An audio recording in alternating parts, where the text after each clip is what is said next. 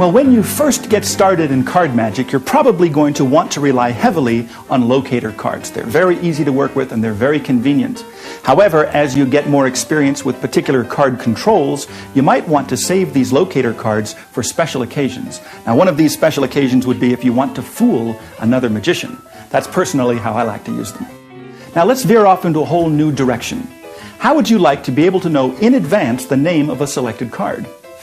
Now, when I heard about this the first time, I thought that's absolutely impossible. I mean, think about it. How could you possibly know in advance what card's going to be selected before the selection was made? Well, the truth is very simple. You use the force. Here's a very simple way to force a card. Let's say I'd like to force the, say the Queen of Spades. You go to a spectator and you say, just name any number you'd like. Well, let's just say, for example, they say 7. You say, okay, what I'd like you to do is to count down 1, 2, 3, 4, 5, 6, 7 cards. Take a look at the card. Of course, if I counted them, you might think I'm doing something tricky. So why don't you do it? Would you mind? So the spectator takes the deck, counts down 1, 2, 3, 4, 5, 6, 7 cards down, and that is the force card, the Queen of Spades.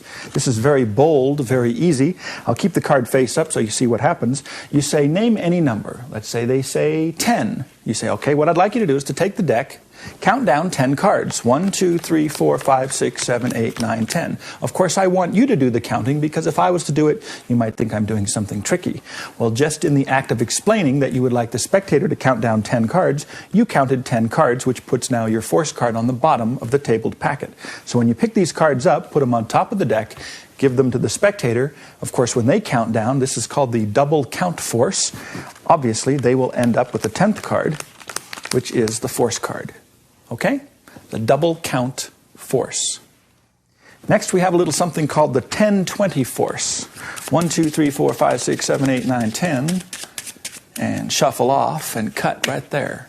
Now, the 10-20 force is this.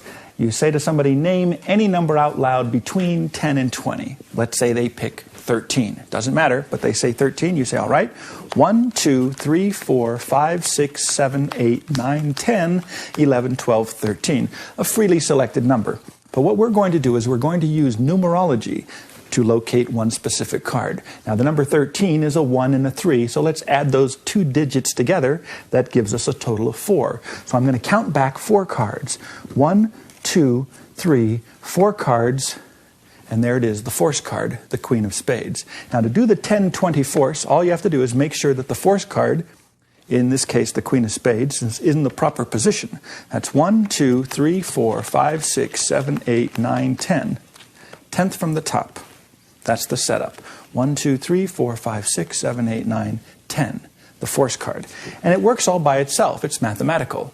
You take any number from 10 to 20. This time, let's say they picked 15. You count down 15 cards. 1, 2, 3, 4, 5, 6, 7, 8, 9, 10, 11, 12, 13, 14, 15. Get rid of the rest of the deck. Then you explain that you're going to use numerology to find a particular card, so we add the two digits together. 15 is a 1 and a 5. You add those together, that gives you 6. So you count back 6 cards. 1, 2, 3, 4, 5, 6. That will always give you the force card. This is called the 10-20 force. Next, I have a little something. It's called the cross-cut force, probably the easiest force in the world. You thoroughly shuffle the deck. You ask the spectator to cut the pack anywhere that he'd like. It doesn't make any difference where he cuts. In fact, you can hold the deck in your hands. You say, just lift off a portion and place them down on the table. Well, they do that. You say, in order to mark the position where you cut, so we don't lose track of exactly where you cut, to mark the position, I'll place the rest of the cards crosswise. Now you use a little time misdirection. You go on to something else, you reach into your pocket, you pull out a prediction, or anything. But you do have to have some time misdirection. Then when it comes time to actually look at the card, you lift, you say, let's take a look at the card you cut to. In this case, of course, it's the force card, the Queen of Spades. All this is boldness and time misdirection. That's important. The actual card starts on the top. What happens is they cut any place they'd like, they put the cards down on the table, then you take the rest of the deck and place them crosswise to mark the position of the cut. That's your excuse. The reason you have to use time misdirection is you want them to be a little confused exactly what's happened. They forgot the exact details. In other words, if you were trying to do this force, you say, okay, cut the deck, we'll place these crosswise, now let's look at the card you cut to. Chances are you're not going to get away with that. But if you say cut the deck any place you'd like, to mark the position, we'll place this crosswise. I want you to notice that you shuffled the cards, you cut the cards. I wasn't even handling the cards. You cut them anywhere you'd liked. Just to mark the position, we crossed the cut. Now for the first time, I'd like you to take a look at the card. Remember what it is. Don't let me see it. And of course, there it is, the force card. There's a force by Ed Balducci. It's called the cut deeper force. This is very subtle, with an extra little touch by Ed Marlowe. Here's the cut deeper force. You say to the spectator, I'd like you to take the deck yourself. Just cut any place you'd like, probably less than half. Turn all those cards face up and put them back onto the deck. In fact, let me illustrate what I'd like you to do. Cut less than half, turn them face up, put them on top. Then they can cut again more than half, turn the entire packet over, put them back on top. What that will do is that will give you cards like this. Take the first face down card that we will use as your selection. Okay? So it's a random choice. Exactly where you cut both times is entirely up to you. So the spectator cuts any place, turns that packet face up, squares up the deck. Then you say, okay, cut a little deeper. This is the cut deeper force. So they cut deeper, turn the cards around, put them back like that. And what you do is when they go through and you say take the first face down card, in this case it will be the force card, the Queen of Spades. Now what happens is the force card is the top card of the deck. This works automatically. The top card, the Queen of Spades, is the force card. If you cut less than half, turn them around and put them like this, what that will do is that will put the Queen of Spades, the force card, the last of the face-up cards. If they cut deeper the second time, turn all the cards around, automatically the force card will be the first card of the face-down packet.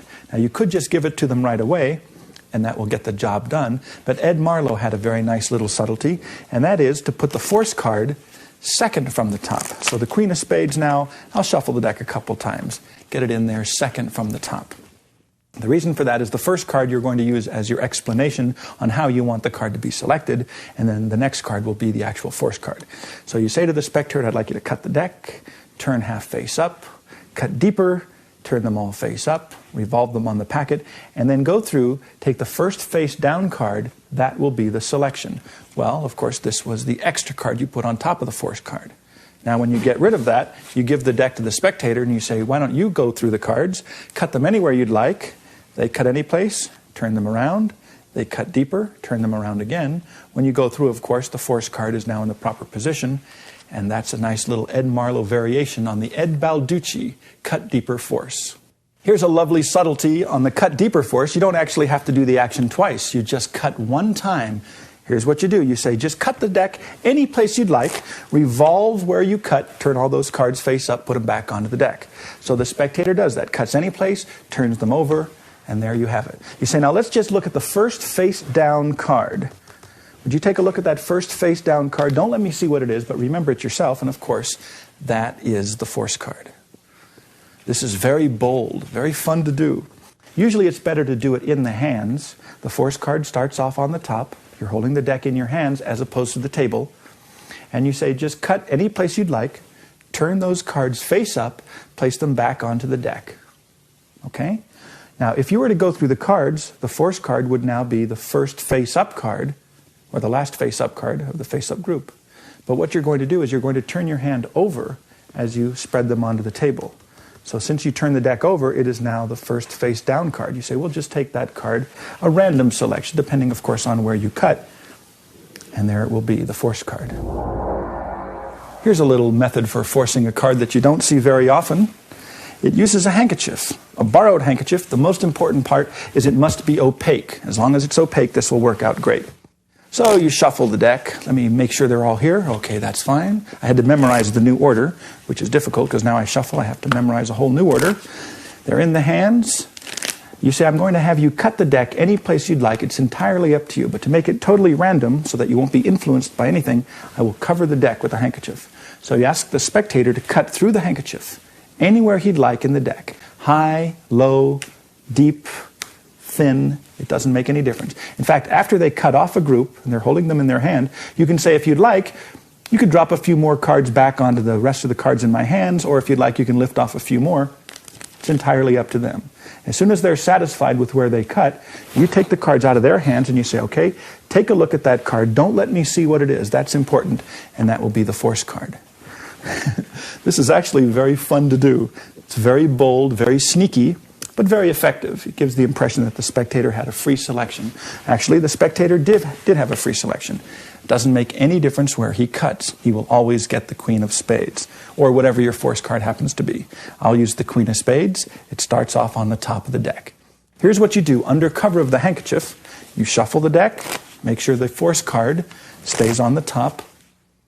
You put the deck face down in your hand, and you're going to explain that I'd like you to cut the deck any place you'd like. You can cut high, you can cut low, doesn't make any difference, it's up to you. In fact, if you'd like, you can cut at one point, and then at the last minute change your mind by picking up some more or dropping off a few. It's entirely up to you.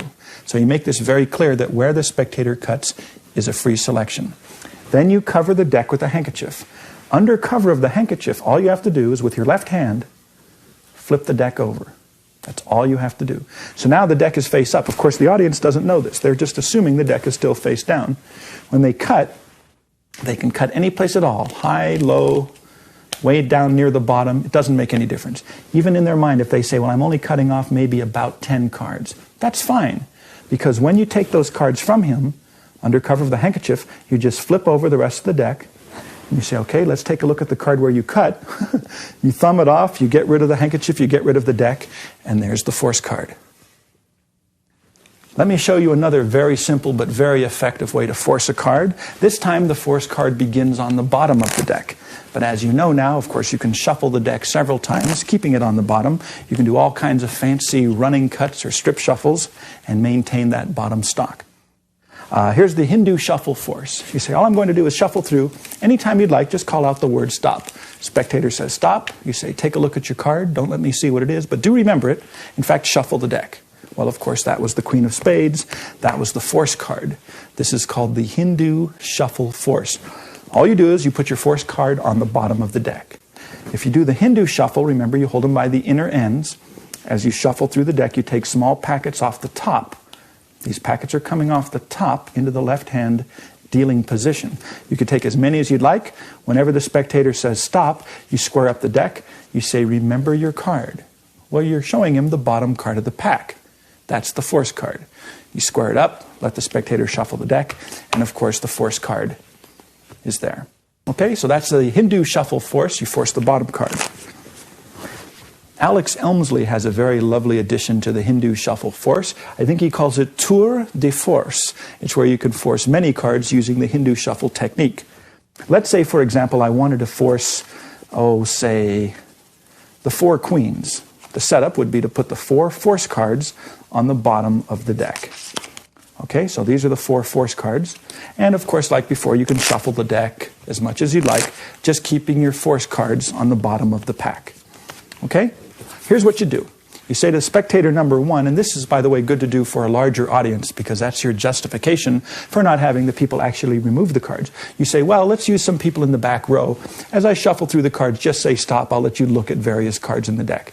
So you get ready to force. You say to the first person, just call out stop anytime you'd like. They say stop. You say, look at, remember your card.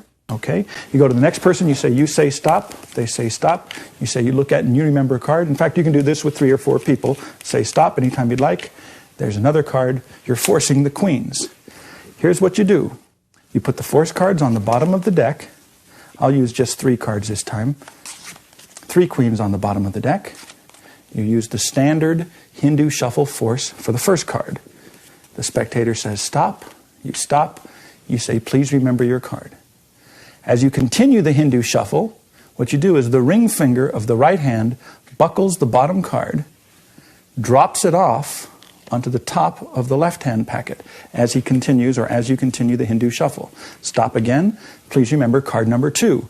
This is the card that was originally second from the bottom. You do the same thing. You buckle. That gives you a very easy method of getting rid of the bottom card. You buckle it, steal it onto the packet in the left hand, say call out stop. There's card number 3. So using this little buckle and peeling off action of the bottom cards, you can use the Hindu shuffle action to force several cards. Here's another fun force. In fact, most of these forces are fun. I will force my personal favorite card, the Queen of Spades. Watch this. This is by Trevor Lewis.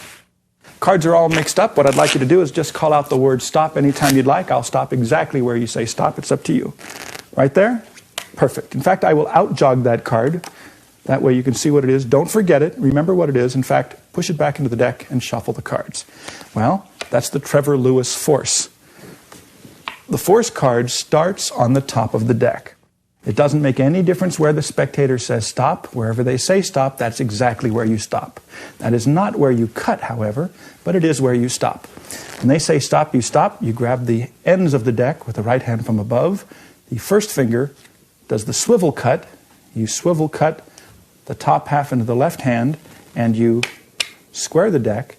Immediately, the fingertip, middle fingertip of the right hand pushes the card forward. And then you say, take a look at your card. Remember what it is. The action, once again, is say stop right there. Okay, look at the card. Don't let me see what it is. In fact, shuffle the deck if you'd like. And that is the Trevor Lewis force. Similar to the Trevor Lewis force is a force by Horace Golden. Once again, the cards are thoroughly shuffled. Anytime you'd like, you can have a spectator call out stop. Would you, sir, just say stop? They say stop right there. Okay. Take a look at the card. Don't let me see what it is. And that is a force card. A little bit fancy, but it gets the job done. Force card, once again, starts on the top position. The spectator says stop. That's exactly where you stop. What you do then is you revolve the upper packet, the upper half of the deck, face up, and then around, face down into the right hand, immediately thumb off the card, and assemble the deck. And that is the Horace Golden force. Here's a very bold force. I've seen it used many times quite successfully. All you do is you have the deck like this, and you say, I want you to look at a card in the deck, but I don't want to see what it is, so I'm going to turn my head in the opposite direction. Just look at the card, remember what it is. In fact, take the deck and shuffle them. Well, all you did was the one-handed cut. This is the Charlier one-handed cut. You start with the force card on the bottom. You don't do anything fancy except a one-handed cut. This is the standard one-hand cut. You drop. The index finger pushes that packet up. You keep pushing until it clears the lower packet, and the lower packet then falls down. So that is the one-handed cut. Practice this a few times. Once you've got the one-handed cut action down, you can use this as a very bold force. There's the force card on the bottom. You say to the spectator, just look at a card in the pack. Do you see it? Okay. Shuffle them up. A nice little touch on this, very subtle. This is something I came up with. It's kind of fun to do. It's the same action exactly with one little addition. The force card's on the bottom. This time you use the index finger of the left hand to riffle the front end.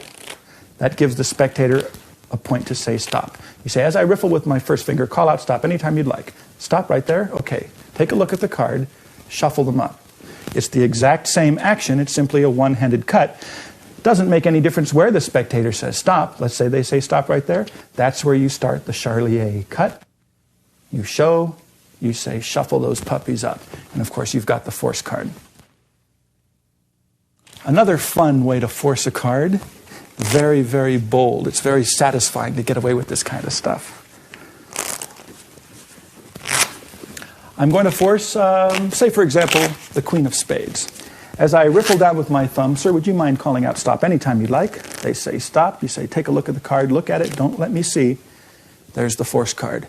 Normally this action is used as a control. This is the Paul bluff pass. It's a wonderful control, very, very bold. Let me show you as a control first. Let's say somebody freely selected the Queen of Spades, and you say, as I riffle down, just call out stop, let you put your card back in. Say stop, right there. The card goes in, and you say it's lost in the deck. Well, actually, you have controlled it, so it's second from the top. What happens is you pretend to cut where the spectator says stop.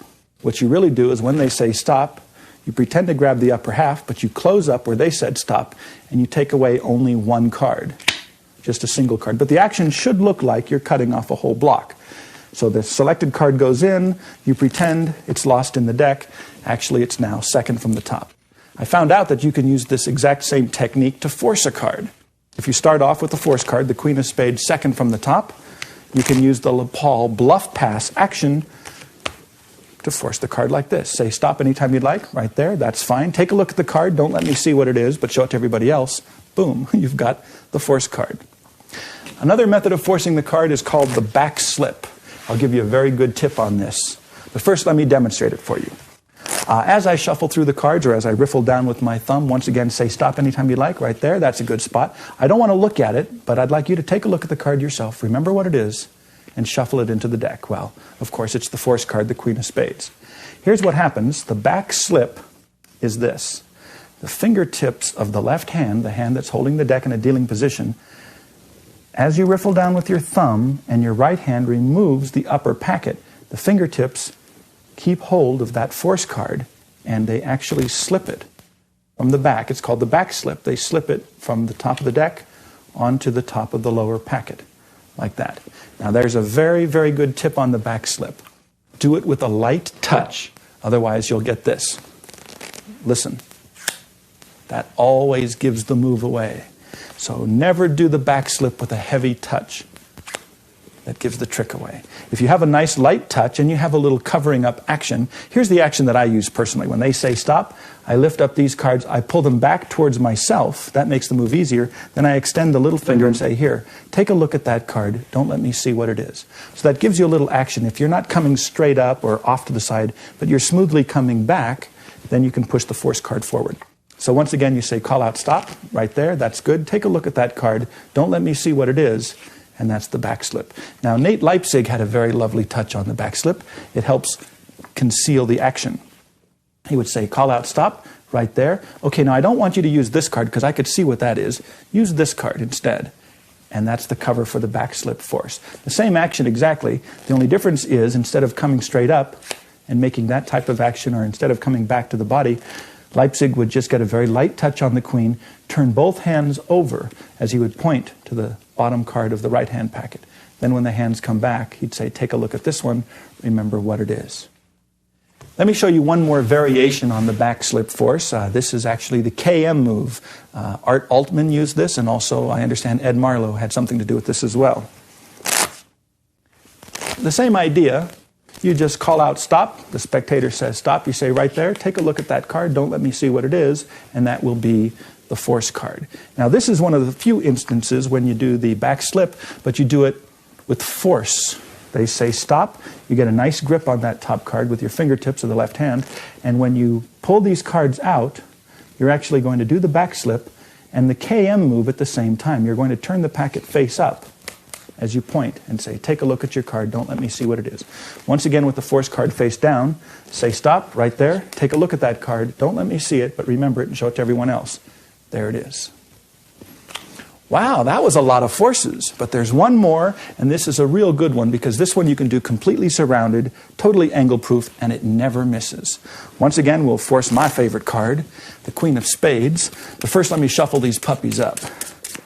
Oh man, there's no way I can know the order of any of these cards. I'm just going to riffle down with my thumb, and as I do this, call out stop anytime you'd like, right there, that's a good spot. Take a look at that card. Don't let me see it, but show it to everyone else. It is, of course, the force card. In this case, the force card starts in the middle of the deck. So it's usually on the top, and then with a few overhand shuffles and jogs, or a simple cut and holding a break, you get a break above the force card. So now you've got a break here, and the break is above the force card. So all you're going to do is riffle down with your thumb. It doesn't make any difference where the spectator says stop. It's better, though, if they say stop somewhere near the middle, because that's where the force card is. When they say stop, that's where you stop, but that is not where you cut. What happens is the right hand comes to apparently cut at that point, but as soon as the right hand covers the front end, the left thumb lets go where they said stop, and your right thumb picks up at your little finger break, and that's where you cut the deck. But the action should look like you're cutting it exactly where they say stop. Say stop, right there, okay, take a look at that card. Don't let me see what it is. But like I said, the action is this. They say stop. You do the cutting at the break. So that's the riffle force. I hope you like it.